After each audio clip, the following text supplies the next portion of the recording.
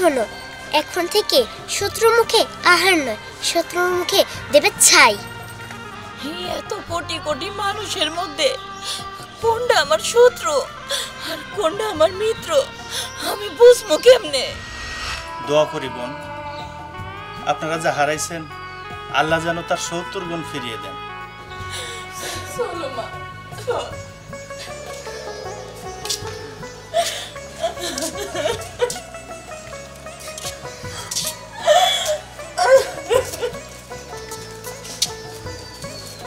মা, তুমি কি নানার বাড়ি যাবা?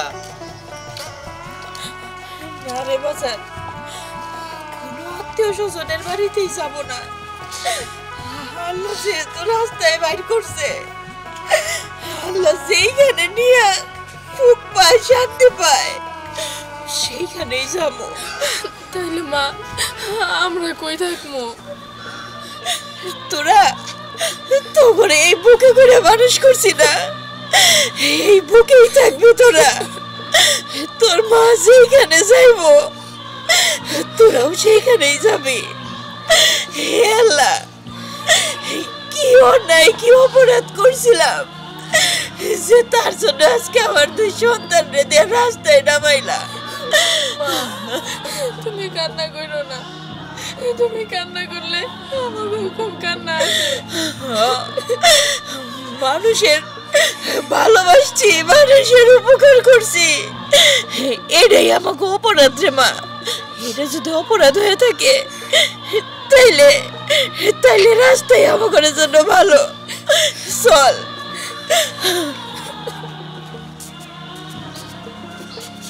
ভাবি না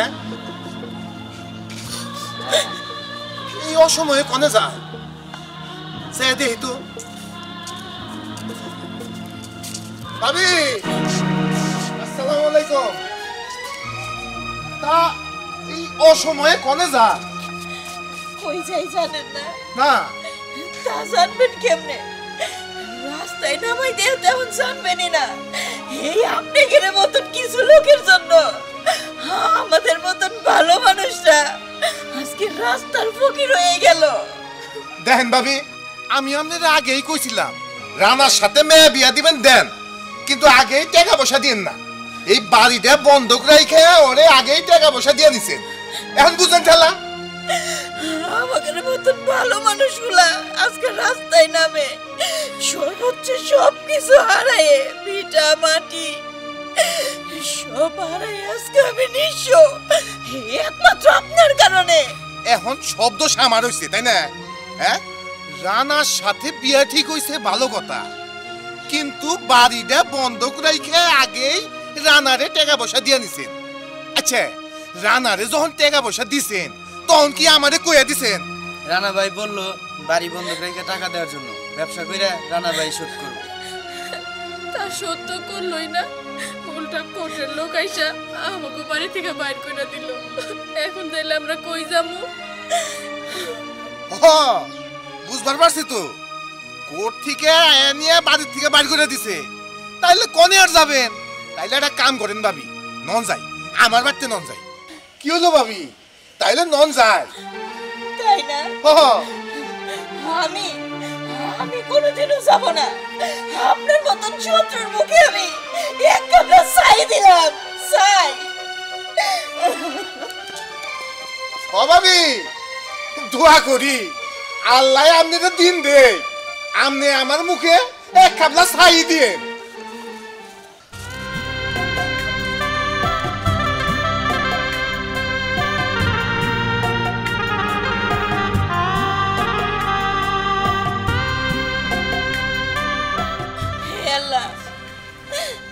তুমি না কও, তুমি কাউরে খালি হাতে ফিরাও না, কিন্তু আমি তো সবার উপকার করছি, ভালো করছি। সবাই কয় তোমার দরবারে হাত তুলে নাকি তুমি কাউরে খালি হাতে ফিরাও না, তাইলে আমারে কেন পথের ফকির বানাইলা? কেন তুমি নাকি যার কাছে যা খাইরা নাও তার ৭০ গুণ ফিরাই দাও?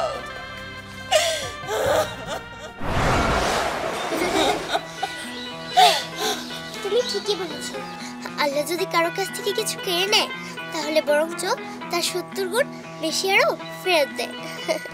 তাই যদি হইব তাহলে তাহলে আমরা আজকে রাস্তায় কেন? আমার 2 ছেলে মেয়েরে নিয়ে আমি আজকে পথের ফকির রাস্তায় রাস্তায় ঘুরতাছি। শোনো, আল্লাহ তোমাকে সাহায্য করবে, কিন্তু তার আগে আমার একটি কথা শোনো। কেউ যদি তোমার বাড়িতে আসে তাকে কখনো খালি হাতে ফিরিয়ে দিবে না। আর শোনো, তোমার কাছে কেউ যদি 1 গ্লাস পানিও চায় তাহলে তাকে খালি পানি দেবে না, একটি বাতাসা হলেও তার সাথে দেবে, কেমন? হে একটা বাতাসা, সারা জীবন তো মানুষের খাওয়াই গেলাম, এমনকি পারলে কলিজাটা পর্যন্ত কাইটা খাওয়াইতাম। শোনো, এখন থেকে শত্রুর মুখে আহার নয়, শত্রুর মুখে দেবে ছাই। এত কোটি কোটি মানুষের মধ্যে কোনটা আমার শত্রু আর কোনটা আমার মিত্র আমি বুঝবো কেমনে? আমি তো ভালো মানুষের মুখোশ পরা সব শয়তানেরা থাকে। এখনই বুঝবে, দাঁড়াও। এই নাও, এটা ধরো। এটা তো খালি একটা ঝুড়ি। হ্যাঁ, কিন্তু এটা বেশিক্ষণ আর খালি থাকবে না। মা, আমরা এইগুলো দিয়ে কি করবো? শোনো, কে তোমার শত্রু বা কে তোমার বন্ধু তা তোমাদের চিনতে হবে না। শোনো, যে অন্য আহার খাবে না, যে পানি চাবে তাকে পানির সাথে এইগুলো দেবে, কেমন? তুমি তাহলেই চিনতে পারবে কে তোমার শত্রু আর কে তোমার বন্ধু। আমরা এখন কোথায় যাব? আমার সাথে এসো। এসো।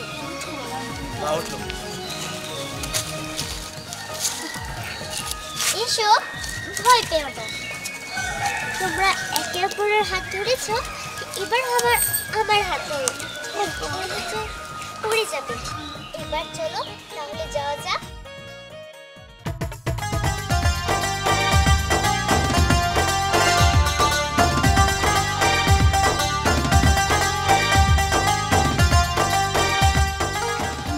মা, আমি কই যেতেছি? আমিও তো জানি না রে মা।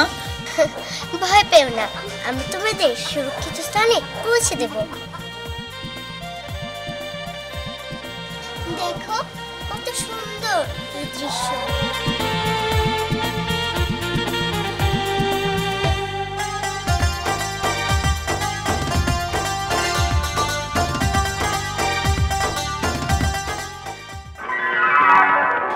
মা, এটা কোন জায়গা?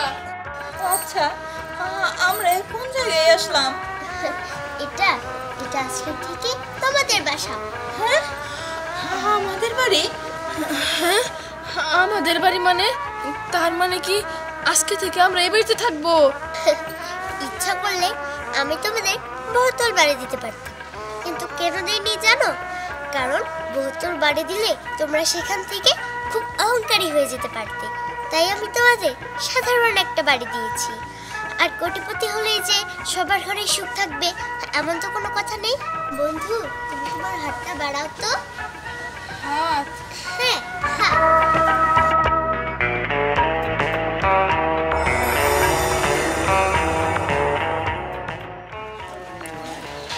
এতগুলা টাকা দিয়া আমরা কি করব? শোনো, এই টাকার তোমরা কোনো অপচয় করবে না। তোমরা চলবে এবং কি অসহায়দের সাহায্য করবে তোমাদের সাধ্য মতো, কেমন? আচ্ছা ঠিক আছে মা, এটা ধরো। আচ্ছা, এবার তাহলে আমি আসি, প্রয়োজন হলে আমি আবারও আসবো।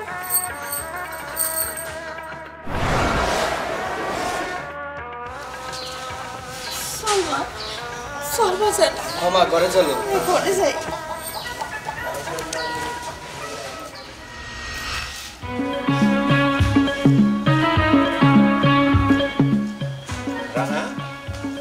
কি নিয়ে এত চিন্তা করতেছা? কি আর চিন্তা করুন বাবা, পায়েল আছে না, হ্যাঁ শুনলাম ওদের নাকি বাড়ি থেকে বের করে দিছে। এটা নিয়ে একটু চিন্তা করতেছি, আবার কোনো ঝামেলা হয় নাকি। আরে কিসের ঝামেলা হবো? ঝামেলা হবো কে? তুই টাকা পয়সা আছে তার তো কোনো ডকুমেন্ট নাই, তা কি আছে? না তা নাই। তো তাহলে আর চিন্তা করস কে? আমি জীবনে কত মানুষের টেহাই বাবা আইনা মাইরা খাইলাম, মানুষের ধরা হলো না মারে। আর এখন তো আধুনিক যুগ, এখন তোর টাকা পয়সা মারা আরো সহজ বিষয়। তা ঠিক কইছো। এটা নিয়ে আবার চিন্তা করার কি আছে?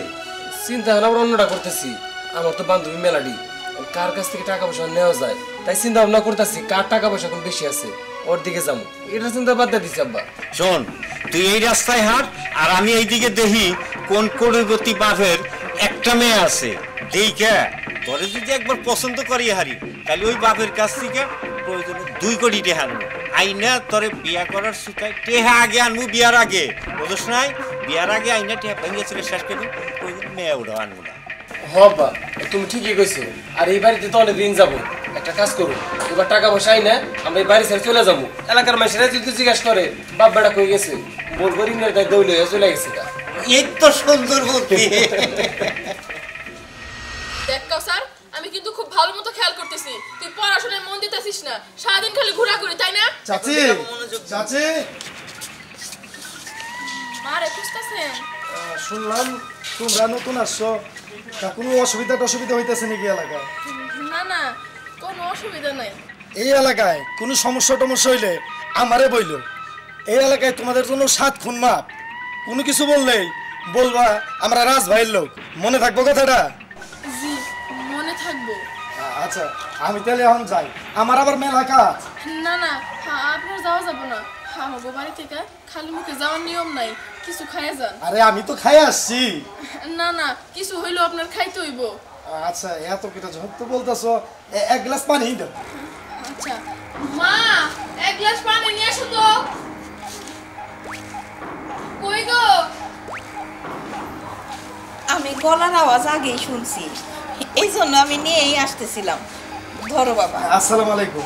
ওয়ালাইকুম আসসালাম। ভালো আছেন তো আপনি? জি ভালো আছি। নেন। জি জি জি। আগে একটু এত খাবো না, একটু খাচ্ছি আর কি। এটা আমার কি খাওয়ালেন? আমার এরকম লাগে। আমি এখন যাই। আসসালামু আলাইকুম। বাবা রে, শত্রুর মুখে ছাই, শত্রুর মুখে ছাই। চলো মা, চল।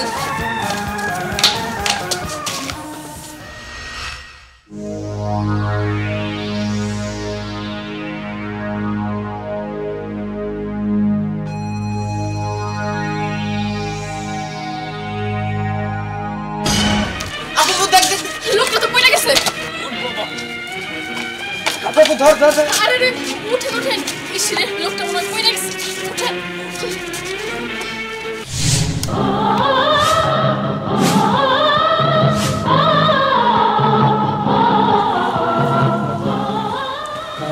হইছে, আর কথা বলার কোনো দরকার নাই। আমরা তো ভালো করেই দেখতে পাচ্ছি তোমাদের কি হাল হয়েছে। আসলে অন্যের ক্ষতি করেছে তো, তাই আল্লাহ তোমার ক্ষতি করেছে। পাপের ফল ভোগ করতেই হয়। আপু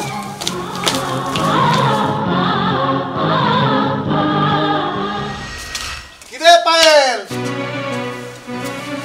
অনেক খুঁজে তগরে পাইছি, তা শেষ পর্যন্ত বিল্ডিং তুই এই টিনের ঘরে। ওই তোর মাই কইছিল আমার ছাই খাওয়াবো, তাই ছাই খাইবার জন্যই আইছি।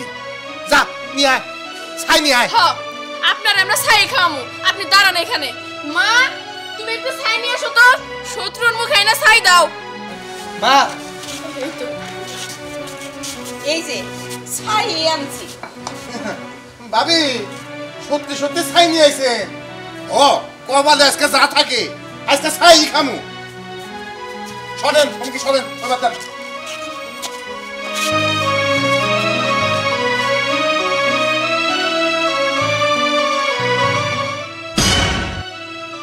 ভাবি ছাই দেন আর যাই দেন, আজকে সবকিছুই খামু।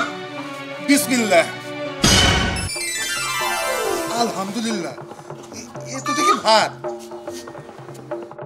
ভাবি আপনার একটা কথা কই, যারা চ্যাটাং কথা কয় তাকে মনটা খুব ভালো থাকে। আর অনেক মানুষ আছে যারা মধুর কথা কয়া মানুষটি কাছে টানে আর তাদের ক্ষতি করে। তাদের মুখে মধু আর অন্তরে বিষ। আর শুনেন ভাবি, যারা সত্যবাদী তারা একটু মুখের উপরেই কথা কয়, আর যারা প্রতারক তারা মিষ্টি মিষ্টি কথা কয়ে মানুষের সর্বনাশ করে। ভাইজান ঠিকই কইছেন, আমি শুধু শুধু আপনারা ভুল বুঝছি।